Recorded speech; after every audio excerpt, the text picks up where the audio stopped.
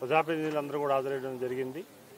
ఈరోజు ప్రపంచ మత్స్యకారుల దినోత్సవం సందర్భంగా ప్రపంచంలో ఉన్న ప్రతి ఒక్కరికి కూడా ముందుగా వారందరికీ కూడా శుభాభినందనలు తెలియజేసుకుంటూ ఈరోజు చంద్రబాబు నాయుడు గారు ముఖ్యమంత్రిగా వారు ప్రమాణ స్వీకారం అయిన తర్వాత ప్రత్యేకమైన దృష్టి సారించి ఈ జిల్లా మంత్రి అచ్చెన్నాయుడు గారు సారథ్యంలో మత్స్యకారులకు పలు పథకాలని రూపకల్పన చేయడం జరిగింది.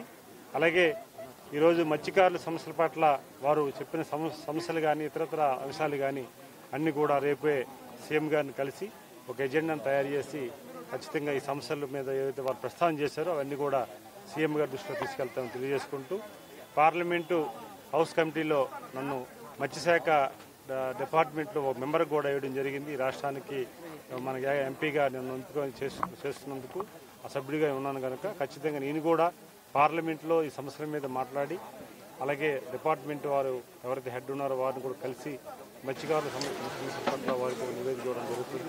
ఖచ్చితంగా ప్రతి ఒక్కరు కూడా మత్స్య సంపద పెరగడానికి కృషి చేయాలి. మత్స్యకారులే కాదు మనమందరం కూడా వాళ్ళు తోడ్పడాలి. అధికారులు కూడా సహకారం కావాలి. అందరూ కూడా వారు భవిష్యత్తులో కూడా మత్స్య సంపద ఎట్లా సృష్టించుకోవాలి, ఎట్లా సంపాదించి వారు మెరుగుపెట్టుకోవాలో అవన్నీ కూడా మెరుగులు చెప్పే విధంగా వాళ్ళందరూ కూడా అధికారులు వాళ్ళు కూడా సూచించడం జరిగింది. ఈరోజు కార్యక్రమాన్ని